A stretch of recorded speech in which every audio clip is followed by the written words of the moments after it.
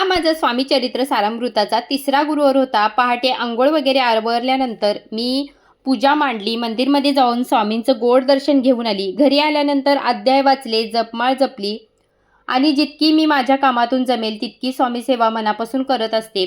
संध्याकाळी नैवेद्यासाठी इथे मी जिरा राईस, डाळ तडका, मेथीची भाजी, दुधातल्या शेवया, चपाती हे सगळं नैवेद्यासाठी बनवून घेतलं. ताटामध्ये सगळं नैवेद्य घेऊन मी स्वामींसमोर ठेवला. बसून तारक मंत्र वाचला. मिस्टर ज्यावेळी ऑफिसमधून आले तेव्हा मी आणि मुलींनी वगैरे मिळून आम्ही सगळ्यांनी आरती बोललो. त्याच्यानंतर स्वामींना मनोभावे नमस्कार केला आणि मी माझा उपवास सोडला.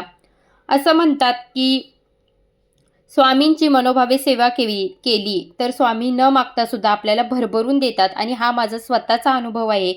तर तुम्ही पण स्वामी भक्त असाल तर तुमच्या मनातल्या इच्छा देखील लवकरच पूर्ण हो आणि तुम्हा सगळ्या स्वामी भक्तांना माझ्याकडून श्री स्वामी समर्थ.